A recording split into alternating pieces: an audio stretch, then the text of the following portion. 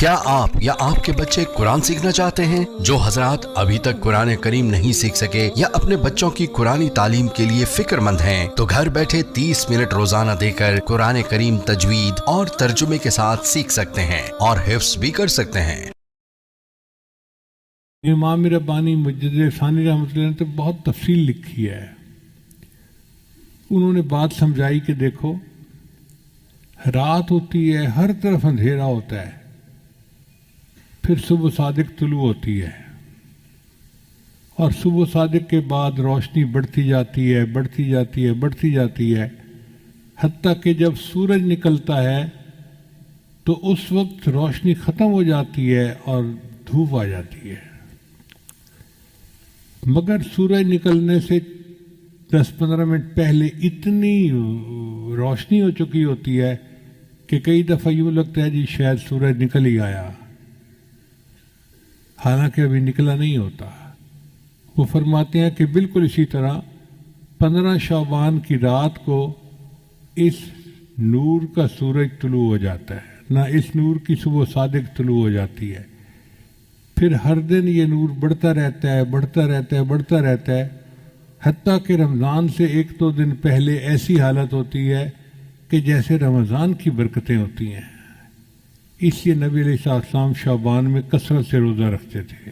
صلاۃ التسبیح کا پڑھنا عبادت ہے، اور کل کے دن کا روزہ رکھنا بھی سنت ہے۔ بیکی شریف کی روایت ہے، نسائی میں بھی اس کا تذکرہ ہے کہ شعبان کا مہینہ رجب اور رمضان کے درمیان ہے، جس کی فضیلت سے لوگ بے خبر ہیں۔ اس مہینہ میں بندوں کے اعمال پیش کیے جاتے ہیں۔ میرا دل چاہتا ہے کہ میرا عمل ایسی حالت میں پیش کیے جائیں کہ میرا روزہ ہو، یعنی نبی علیہ السلام نے فرمایا کہ میرے عمل اللہ کے سامنے اس حال میں پیش ہوں کہ میں روزہ دار، یعنی 15 شعبان کا روزہ سنت ہے، حدیث سے ثابت ہے۔ اس لیے نبی جب رجب کا چاند دیکھ لیتے تو یہ سے اللہم بارک لنا فی رجب و شعبان و بلغنا رمضان۔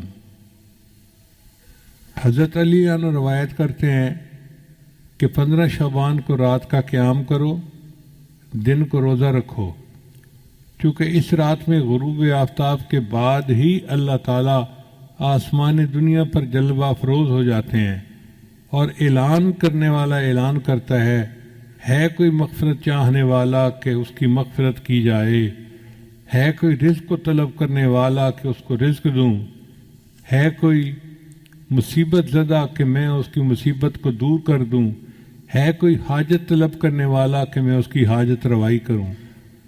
اب آپ اندازہ لگائیے کہ آج کی رات میں اللہ رب العزت اعلان فرماتے ہیں، ہے کوئی مصیبت زدہ جس کی مصیبت میں دور کروں، ہے کوئی حاجت والا جس کی حاجت کو میں پورا کر دوں۔ جب اللہ تعالیٰ خود پوچھ رہے ہیں تو پھر اس رات میں ہمیں اللہ کے سامنے آہوزاری کرنی چاہیے کہ اللہ ہماری مصیبتوں کو دور کر دیجئے، پریشانیوں کو دور کر دیجئے۔ ابن ماجہ کی روایت ہے کہ نبی علیہ السلام کے بارے میں سیدہ صدیقہ عنہا فرماتی ہیں، میں نے ایک رات نبی علیہ السلام کو بستر پر نہ پایا۔ بندہ سویا ہوا ہوتا ہے نا تو آنکھ کھلتی ہے، تو میں نے دیکھا کہ نبی علیہ السلام بستر پہ نہیں تھے، تو میں باہر نکلی، بھائی خیریت تو ہے، پتہ کروں۔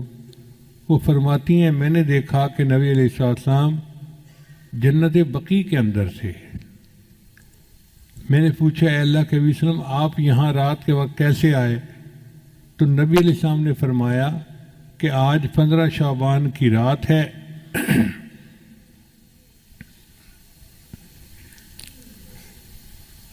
اس رات میں اللہ آسمان دنیا پر تشریف لاتے ہیں اور بنی کلب کی بکریوں کے بالوں سے زیادہ لوگوں کی مغفرت فرماتے ہیں۔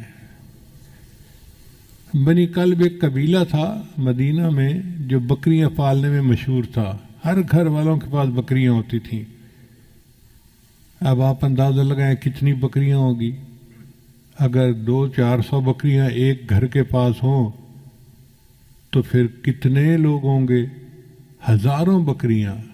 بعض حدیث میں آتا ہے کہ قبیلے کے پاس اتنی بکریاں تھیں کہ جب سب بکریاں نکالتے تھے تو 2 پہاڑوں کے درمیان کی پوری وادی بکری بھر جاتی تھی. اب 2 پہاڑوں کے درمیان وادی بکریوں سے بھر جاتی تھی تو کتنی تعداد ہوگی. پھر بکری کے جسم پہ کتنے بال ہوتے ہیں اس پر بھی غور کریں. ہمیں تو اندازہ نہیں ہے. ہمارے ایک دوست تھے ماشاءاللہ، وہ فارغ البال گنجے تھے. میں ان کو پیار سے فارغ البال ہی کہتا تھا. ایک دن میں گیا تو اس نے نا ایک لٹ جو ہے نا بالوں کی یوں لگائی ہوئی. تو میں نے پوچھا کہ بھائی آپ نے یہ بال کیسے لگوائے؟ کہتے حضرت ٹرانسپلانٹ کروائے ہیں. میں نے کہا ٹرانسپلانٹ کروانے تھے تو سارے کروا لیتے. کہنے لگا حضرت ایک بال کے بدلے انہوں نے $1 لیا ہے اور میں نے $10,000 پے کر کے یہ بال لگوائے ہیں. اور 10,000 بالوں کی جو لٹ تھی وہ چھوٹی سی تھی ایسے. تو میں سوچ میں پڑ گیا کہ اگر یہ بال 10,000 ہیں تو پورے سر پہ تو پھر لاکھوں بال ہوں گے. اب اگر انسان کے سر پر لاکھوں بال ہوتے ہیں تو بکری کے جسم پہ کتنے بال ہوں گے بھائی؟ اندازہ لگائیں. اگر ایک بکری کے جسم پر لاکھوں بال ہوتے ہیں تو بنی کلب کی پوری بکریوں کے جسم پہ کتنے بال ہوں گے؟ اتنے بندے اللہ آج کی رات میں جہنم سے بری فرما دیتے ہیں. اس لیے یہ بہت بڑی خوشخبری کی بات ہے. بہقی شریف کی روایت ہے کہ اس رات میں وہ سب بنی آدم لکھ لیے جاتے ہیں جو اس سال مریں گے اور جو بچے اس سال پیدا ہوں گے. اس رات بندوں کے اعمال اٹھائے جاتے ہیں اور اسی میں ان کے رزق نازل ہوتے ہیں. اب جو بے اولاد لوگ ہیں وہ آج کی رات میں اللہ سے دعا مانگے کہ اللہ ہمیں اولاد والی نعمت عطا فرما، چونکہ فیصلے آج کی رات ہونے ہیں. جب افسر کی قلم چل رہی ہو فیصلے کی تو اس وقت فیصلہ لکھوانا اپنی مرضی کا آسان ہوتا ہے. جب ایک دفعہ لکھا جا چکے پھر اس فیصلے کو بدلوانا یہ مشکل کام ہے. ہم 15 شعبان کی رات کو تو دعائیں مانگتے نہیں اور پھر پورا سال روتے رہتے ہیں جی دعا قبول نہیں ہوتی، دعا قبول نہیں ہوتی، دعا قبول نہیں ہوتی. دعا کیوں نہیں قبول ہوتی؟ ہوتی ہے لیکن اس کے مانگنے کا وقت ہوتا ہے. تو آج کی رات کی اہمیت کا اندازہ لگانا چاہیے. ابو امامہ باہلی رضی اللہ عنہ ایک صحابی تھے. جب وہ نبی علیہ السلام کے پاس آئے تو اللہ کے محبوب وسلم کو یہ حکم ملا کہ ان کا اکرام کرو. تو نبی علیہ السلام نے ان کے لیے اپنی چادر بچھا دی، مگر ان کا ایمان سے نور سے سینہ منور ہو چکا تھا. وہ آئے اور انہوں نے چادر کو اٹھا کے چوما. اے اللہ کے وسلم، میں آپ کی چادر پہ پاؤں نہیں رکھ سکتا.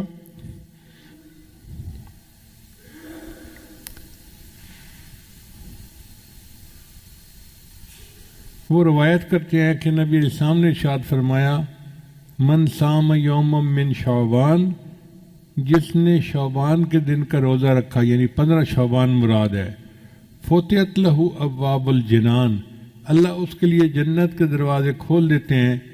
وغلقت علیہ ابواب النیران، اور اس پر جہنم کے دروازوں کو بند کر دیتے ہیں.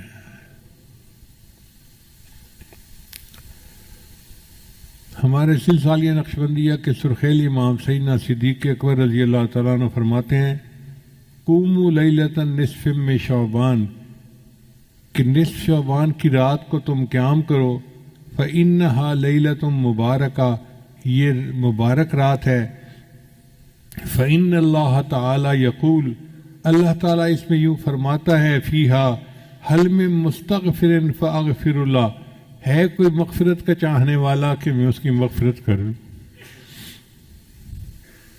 سبحان اللہ. زندگی میں اللہ نے پھر ہمیں ایک موقع دے دیا. آج کی رات اللہ پوچھتے ہیں ہے کوئی مغفرت چاہنے والا کہ میں اس کی مغفرت کر دوں؟ تو بھائی ہم اللہ کے سامنے فریاد کریں، پکاریں، دعائیں مانگیں کہ اے اللہ ہم مغفرت چاہتے ہیں، ہم بڑے خطا کار ہیں، گناہ گار ہیں. آج کی رات برکت والی رات ہے. علماء نے لکھا ہے کہ حضرت موسیٰ علیہ السلام کو طور پہ نبوت ملی تھی، وہ 15 شعبان کی رات کو ملی تھی. خدا کی دین کا موسیٰ سے پوچھئے احوال کہ آگ لینے کو جائیں پیغمبری مل جائے. آپ یوں سمجھیں کہ آج رات ہے، رزق کے فیصلے آج کی رات ہوں گے. انسان کو مال کتنا ملنا ہے اس کے فیصلے آج کی رات ہوں گے. کس کا نکاح ہونا ہے اس کے فیصلے آج کی رات ہوں گے. کس کو بچے ملنے ہیں فیصلہ آج کی رات ہوگا. صحت والی نعمت ملنی ہے اس کا فیصلہ آج کی رات ہوگا. کس کو آئندہ سال زندگی ملنی ہے فیصلہ آج کی رات ہوگا. اب رزق تو اللہ تعالیٰ نے ہمیں پہنچانا ہے.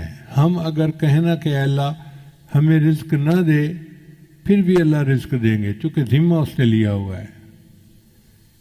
اب جو لوگ بھوک ہڑتال کرتے ہیں ان کے ساتھ کیا ہوتا ہے؟ ان کو زبردستی جوس پلائے جاتے ہیں، اور جو انکار کرتے ہیں تو پھر ڈاکٹر آ جاتے ہیں، وہ پھر ان کو ٹیکے لگاتے ہیں. تم اگر منہ سے نہیں کھا رہے تو ہمیں تمہیں غذا تو دینی ہے، تو سوئیاں چبھو چبھو کے ان کو رزق دیا جاتا ہے.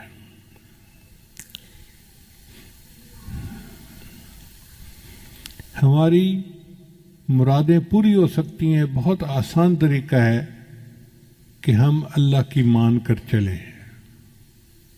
ایک اصول یاد رکھیں کہ ایک ہے ایمانی زندگی اور ایک ہے نفسانی زندگی.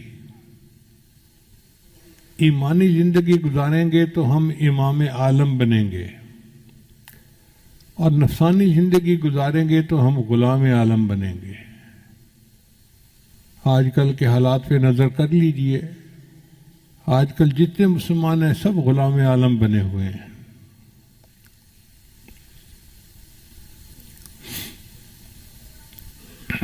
ماضی بعید میں دیکھنا ہے تو حضرت موسیٰ علیہ السلام کی قوم کا واقعہ دیکھ لیجئے. پسی ہوئی قوم تھی. فرعون اتنا جبار اور قہار تھا کہ اس نے ان کو کچل کے رکھ دیا تھا. چنانچہ انہوں نے موسیٰ علیہ السلام سے کہا اوذینا من قبل ان تأتینا ومن بعد ما جئتنا. آپ کے آنے سے پہلے بھی ہمیں اذیت ملی اور آپ کے آنے کے بعد بھی اذیت ملی. وقال موسیٰ لقومہ، تو موسیٰ علیہ السلام نے اپنی قوم کو جواب دیا استعینوا باللہ واصبروا، اللہ سے مدد مانگو اور صبر کرو. ان الارض للہ، زمین اللہ کی ہے. یورثھا من یشاء من عبادی، اپنے بندوں میں سے جس کو چاہتا ہے زمین کا وارث بنا دیتا ہے. تصور نہیں کوئی کر سکتا تھا کہ بنی اسرائیل والے اس زمین کے وارث بن جائیں گے. اللہ نے ان کو بنا دیا. اللہ فرماتے ہیں وَنُرِيدُ، اور ہم نے ارادہ کیا أَن نَمُنَّ عَلَى الَّذِينَ اسْتُضْعِفُوا فِي الْأَرْضِ وَنَجْعَلَهُمْ أَئِمَّةً وَنَجْعَلَهُمُ الْوَارِثِينَ، کہ ہم ان کو زمین کا امام بنائیں گے اور زمین کا وارث بنائیں گے. یہ تو ہے ماضی مثال. اگر ماضی قریب میں مثال دیکھنی ہے تو صحابہ کرام کی مثال دیکھیں. اللہ کی مان کر چلے. اللہ نے کیسر و کسریٰ کے تاج ان کے قدموں میں لا کر رکھ دیے. اللہ تعالیٰ نے ان کو کیا عزتوں سے نوازا. چڑھتے سورج سے تاج مانگا، سمندروں سے خراج مانگا. لگاتا تھا تو جب نعرہ تو خیبر توڑ دیتا تھا. حکم دیتا تھا تو دریا کو رستہ چھوڑ دیتا تھا۔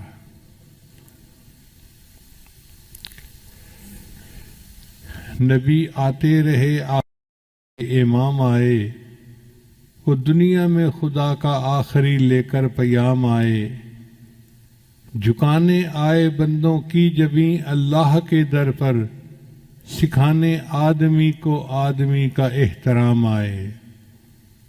وہ آئے جب تو عظمت بڑھ گئی دنیا میں انسان کی، وہ آئے جب تو انسان کو فرشتوں کے سلام آئے۔